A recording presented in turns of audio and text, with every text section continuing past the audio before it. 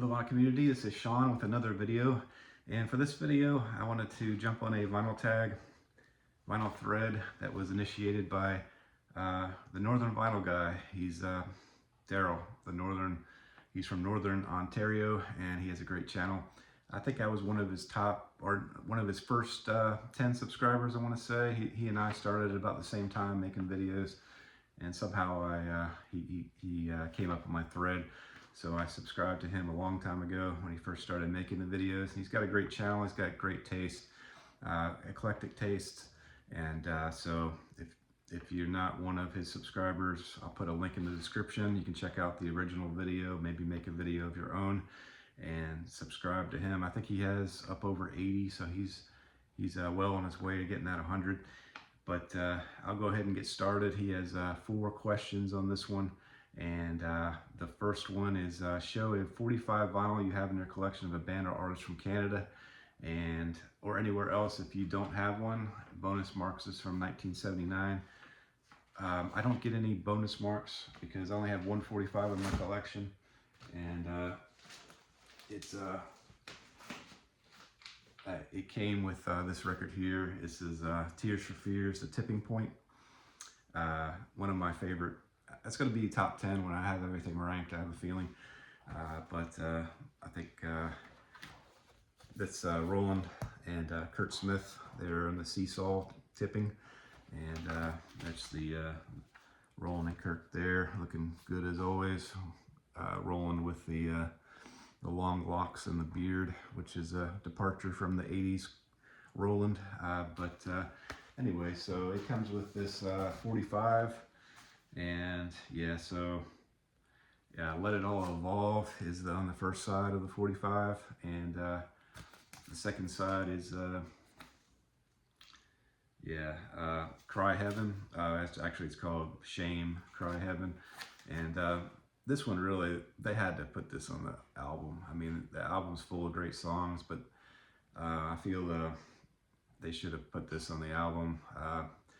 I don't know what song they would have replaced with it. Maybe make a double album with a few more songs. But that's just a great song on the second side there. Shame, Cry Heaven.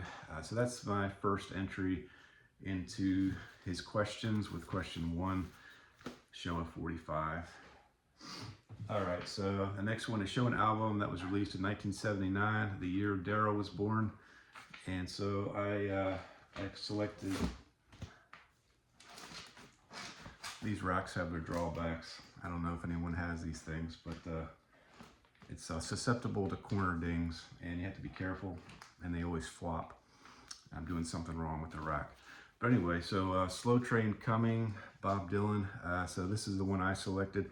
This is his first album since he converted to Christianity, and actually this album is one of 3 where it's heavily religious, and Saved is the second one, and Shot, I forgot, but I have all 3 of them. But Slow Train Coming is the first in the series of 3 of those very religious records. And so this one, Gotta Serve Somebody, was the single off this one, and he won a Grammy in 1980 for Best Male Rock Vocal Performance for this album. Album peaked at number 2 in the UK charts, went platinum in the US, and hit number 3. And that's Slow Train Coming by Dylan. And this is the original sleeve. There's the photo here. In all reality, it's kind of a crappy photo, but that came with the original sleeve. All right, and then the third question is show the 50th album alphabetically in your collection. So I couldn't just count on Discogs number 50 because the way I store my records, I do the last name. So last name is how I catalog it instead of the first.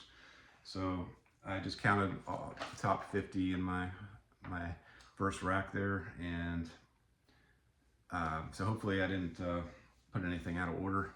but this is number 50, and I showed this in a video going through my collection A through Z.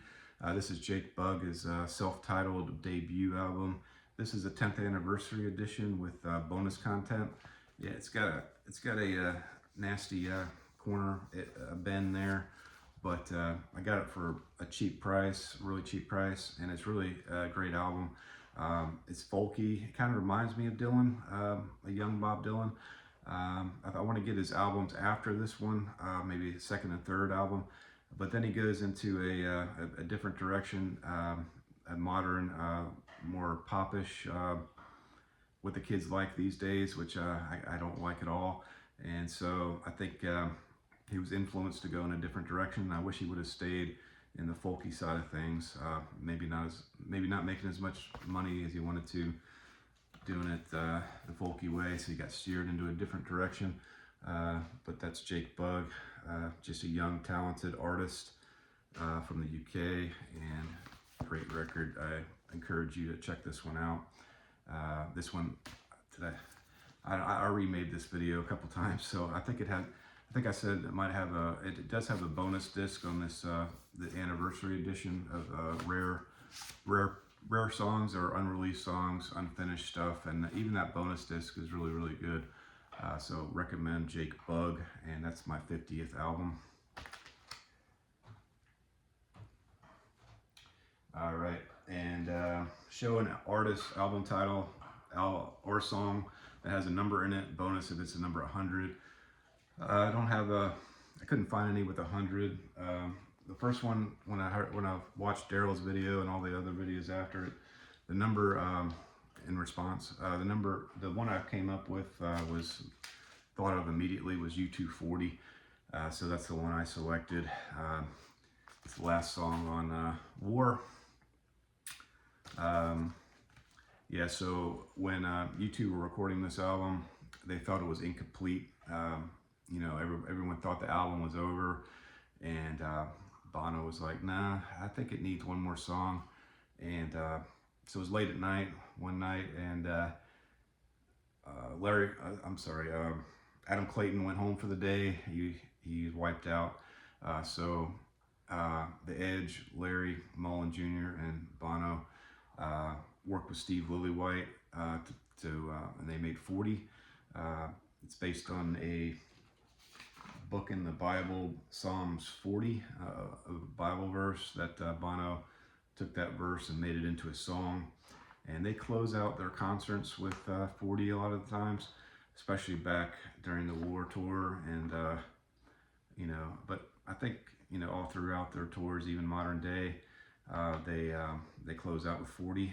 And so when it's known for the audience singing the refrain, how long to sing this song, as each band member walks off the stage. It's just a kind of classic tune from U2. And also in the Vegas residency tour that just wound up in the Sphere, they did close with 40 on that as well.